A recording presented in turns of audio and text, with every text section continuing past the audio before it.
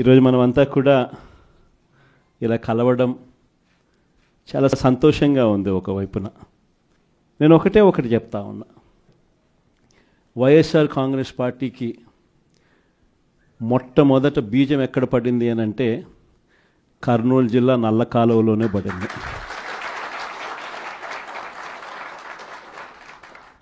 ఆ రోజు కూడా కేవలం ఒక మాట ఇచ్చినాం.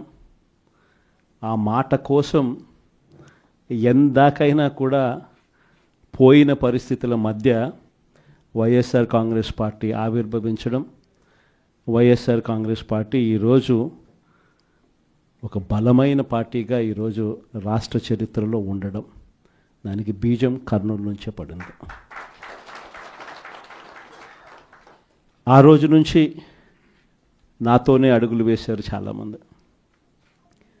ప్రతి అడుగులోనూ కూడా ఆ రోజు పార్టీ పెట్టిన రోజు నుంచి ఈ రోజు వరకు గమనిస్తే కూడా మన పార్టీకి ఎవరైనా కూడా సిద్ధాంతం ఏమిటి అని చెప్పి ఎవరైనా కూడా వైఎస్ఆర్ కాంగ్రెస్ పార్టీ ఐడియాలజీ ఏమిటి, సిద్ధాంతం ఏమిటి అని ఎవరైనా ఒక్కసారి కళ్ళు మూసుకొని ఆలోచన చేస్తే కంటికి కనిపించేది రెండే కనిపిస్తాయి. ఒకటి, విలువలతో కూడిన రాజకీయాలు చేయడం. రెండవది, విశ్వసనీయత అన్న పదానికి అర్థం చెప్పిన పార్టీ ఏదైనా రాష్ట్ర చరిత్రలో ఉంది అంటే అది వైఎస్ఆర్ కాంగ్రెస్ పార్టీ అని చెప్పి కూడా గర్వంగా చెప్తాం. నిజంగా ఈ రెండు పదాలే వైఎస్ఆర్ కాంగ్రెస్ పార్టీ నడిపించి,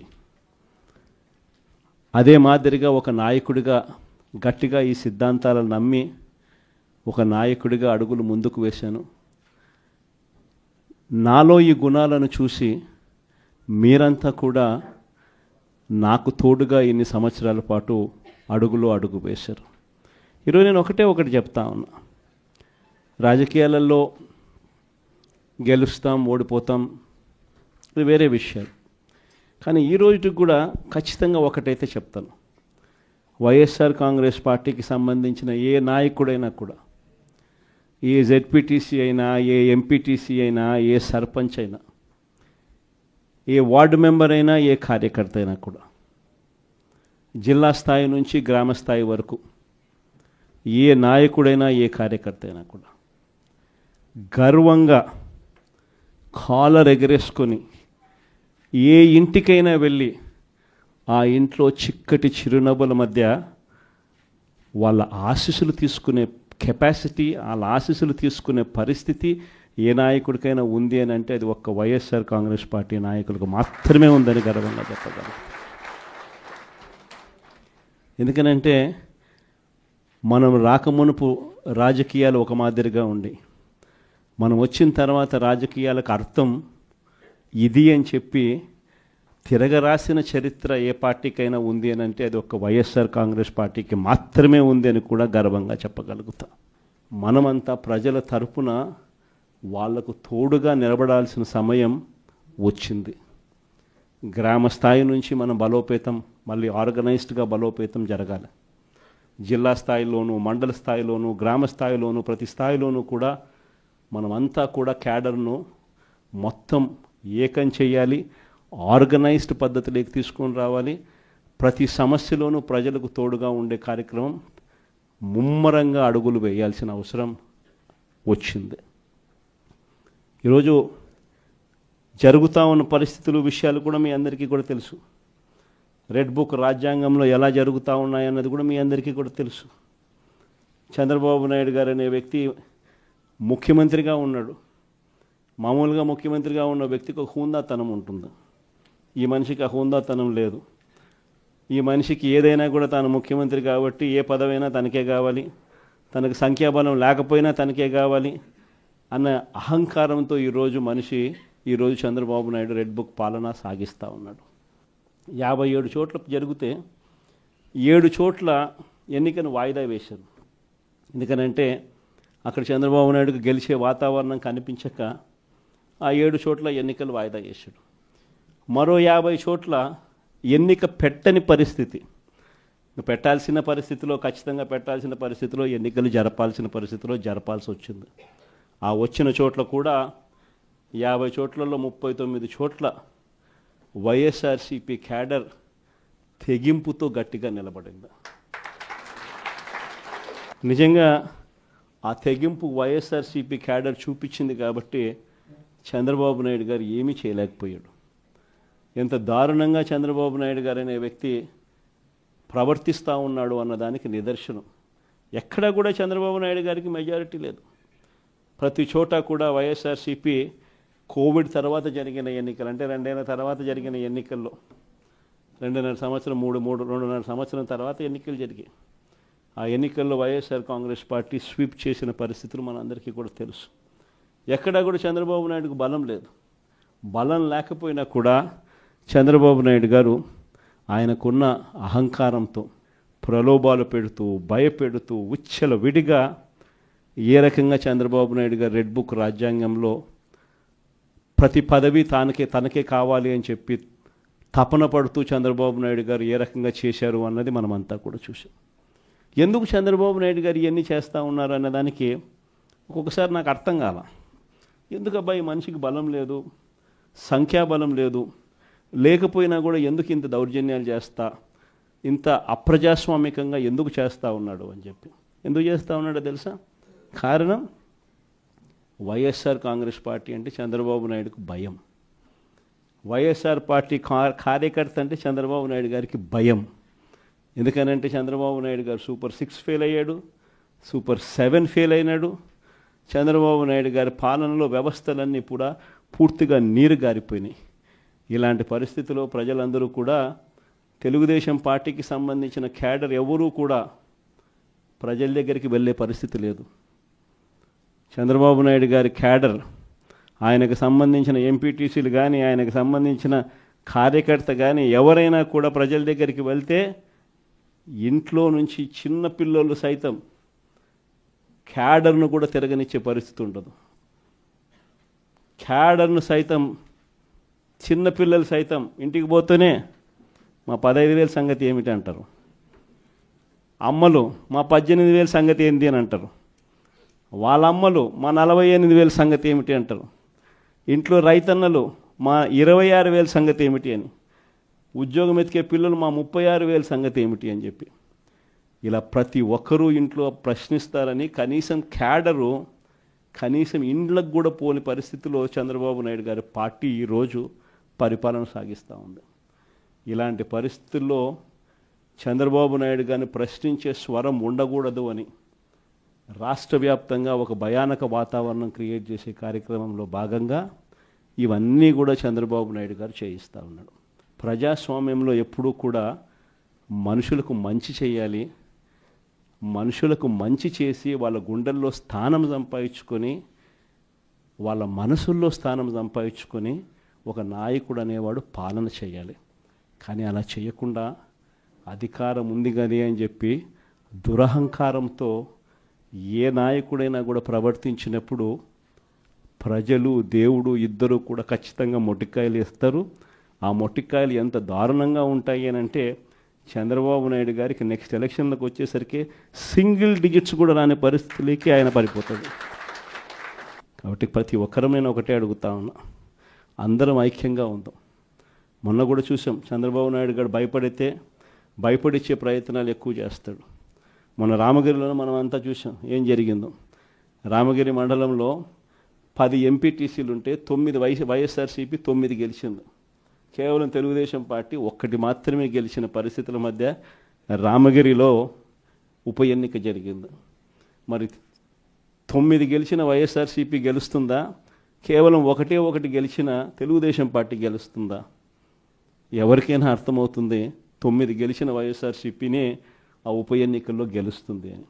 కానీ ఆ ఎన్నికల్లో ఆ రిజల్ట్ను తారుమారు చేసేందుకు ఏకంగా పోలీస్ ప్రొటెక్షన్తో ఎంపీటీసీలు ప్రయాణం చేయాల్సి వచ్చింది. మా ప్రాణాలకు ముప్పు ఉంది, మాకు భద్రత కల్పించని కోర్టుకు పోతే కోర్టు పోలీసు భద్రతతో వారిని ఎలక్షన్ హాల్లోకి తీసుకొని పోమని చెప్తే ఈ పోలీసులు ఎంత అన్యాయంగా తయారయ్యారంటే పోలీసులే ఈ ఎంపీటీసీలను బెదిరించే కార్యక్రమాలు సాక్షాత్తు పోలీసులే చేపట్టారు. రామగిరికి సంబంధించిన అదే మండలానికి సంబంధించిన ఎస్ఐ వీళ్ళ వెహికల్లో ఎక్కుతాడు. ఎక్కి ఈ ప్రతి ఎంపీటీసీలతోనూ వీడియో కాల్తో ఆ పక్క ఎమ్మెల్యేతోనూ ఎమ్మెల్యే కొడుకుతోనూ మాట్లాడిస్తారు. వాళ్ళు భయపడిస్తారు. మీ ఇంట్లో మీ అమ్మ మీ నాయన ఇంటికి రావాలంటే ఖచ్చితంగా ఎంపీటీసీ ఎలక్షన్లలో వాళ్లకు అనుకూలంగా ఓటేస్తేనే జరుగుతుందని బెదిరిస్తారు. అయినా కూడా మన ఎంపీటీసీలు ఎక్కడా కూడా తలొగ్గకపోయేసరికి ఎలక్షన్ టైం దాటిపోయేదాకా వాళ్ళని తిప్పుతూ ఎంపీడీఓ కార్యాలయానికి తీసుకొని పోకుండా కోరం లేదని ఎన్నిక వాయిదా. తర్వాత వాళ్ళందరినీ పెనుగొండకు తీసుకుపోయారు. అక్కడికి తీసుకొని పోయి అక్కడ వాళ్ళందరినీ బైండ్ ఓవర్ చేసే కార్యక్రమం వీళ్ళు చేస్తారు. ఏమయ్యా ఈ అన్యాయం అని చెప్పి మన పార్టీ జిల్లా అధ్యక్షురాలు ఉషమ్మ గట్టిది స్టీల్ లేడీ అని చెప్పాలి. ఆవిడతో పాటు కంటెస్ట్ చేసిన ఎమ్మెల్యే ఇద్దరు పోయి మా ఎంపీటీసీలు మీరు ఎలా నిర్బంధిస్తారని చెప్పి పెనుగొండలో ఆయన ధర్నా చేస్తే, ధర్నా చేసినందుకు వీళ్ళ మీద కేసులు. వీళ్ళు మా పార్టీకి సంబంధించిన మా ఎంపీటీసీలకు తోడుగా నిలబడేదానికి వీళ్ళు పోతే వీళ్ళ మీద కేసులు పెట్టి అరాచకం సృష్టించే కార్యక్రమం. ఇద్దరితో ఆగల. మళ్ళీ రామగిరిలో మళ్ళీ ఎన్నిక జరపాల్సి వస్తుంది కాబట్టి భయానక వాతావరణం క్రియేట్ చేయడం కోసం అని చెప్పి లింగమయ్య అని చెప్పి మన పార్టీకి సంబంధించిన ఒక కురుబ నాయకుడు, ఒక బీసీ నాయకుడు ఏకంగా యాక్టివ్గా ఉన్నాడు అని ఆ మనిషిని కొట్టి చంపారు. నిజంగా ఆశ్చర్యం అనిపించింది, బాధ అనిపించింది. ఎందుకు ఈ రాజకీయాలు ఈ స్థాయికి దిగజారుస్తున్నారు అని చెప్పి. అరే మంచి చెయ్యి, సూపర్ 6 హామీ ఇచ్చినాం, సూపర్ 7 హామీ ఇచ్చినాం, పిల్లలకు చేయాల్సిన ఫీజు రీఎంబర్స్మెంట్ బకాయిలు పెండింగ్లో పెట్టాం, ఆరోగ్యశ్రీ బకాయిలు పెండింగ్లో పెట్టాం, రైతులకు అన్యాయం చేస్తా ఉన్నాం. ఇవన్నీ సరిదిద్దుకొని మంచి చెయ్యి, ప్రజల మనసుల్లో స్థానం సంపాదించుకుంటే ఆటోమేటిక్లీ ప్రజలు ఓట్లు వేస్తారు. కానీ ఈ మాదిరిగా దిగజారిపోయి మనుషులను చంపే స్థాయిలో రాజకీయాలు చేయడం మొదలు పెడితే, దానికి పోలీసులను ఉపయోగించుకునే కార్యక్రమం చేస్తే వ్యవస్థలు ఎంత దిగజారిపోతాయి అని చెప్పడానికి పూర్వపు రోజుల్లో మనం అంతా బీహార్ గురించి మాట్లాడేవాళ్ళం. బీహార్లో ఎలా ఉండేటివి, బీహార్లో అలా ఉండేటివి అని. ఈరోజు బీహార్ గురించి మాట్లాడాల్సిన పనుల ఆంధ్ర రాష్ట్రం ఎలా ఉంది అని చెప్పి చూస్తే బీహార్ను మించిపోయిన పరిస్థితిలో ఆంధ్ర రాష్ట్రం కనిపిస్తూ ఉంది. ఈరోజు ఆంధ్ర రాష్ట్ర పరిస్థితి. ఇలాంటి పరిస్థితుల మధ్య మనం యుద్ధం చేస్తూ ఉన్నాం. మీ అందరికీ నేను ఒకటే చెప్తా ఉన్నా, కష్టాలు శాశ్వతం కాదు. ఒక చీకటి వచ్చిన తర్వాత ఖచ్చితంగా వెలుతురు వస్తుంది. ఇది ప్రతి ఒక్కరం గుర్తుపెట్టుకోండి.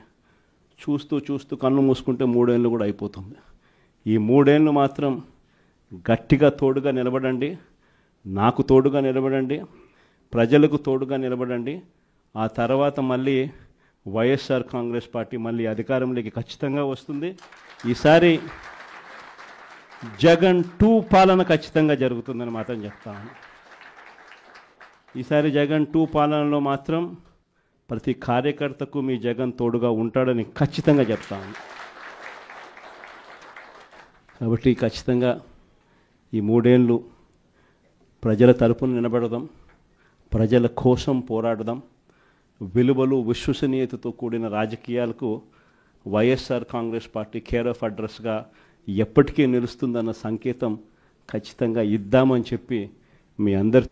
చంద్రబాబు నాయుడు గారు మనకు తెలియకుండా ప్రతి ఇంటికి తాను మోసం చేశాడు, ప్రతి ఇంటికి తన మనుషులను పంపించాడు, ప్రతి ఇంటికి వాళ్ళ ఎమ్మెల్యేలందరూ కూడా తిరిగారు, ప్రతి ఇంటికి వాళ్ళ కార్యకర్తలు వెళ్ళారు, ప్రతి ఇంట్లోనూ కూడా కరపత్రాలు పంచారు, ప్రతి ఇంట్లోనూ కూడా ఇదిగోమ్మా చంద్రబాబు నాయుడు గారు బాండు పంపించినారు, ఆ బాండు పత్రాలు ఇదిగోమ్మా అని చెప్పి కూడా బాండు పత్రాలు కూడా ఇచ్చినారు.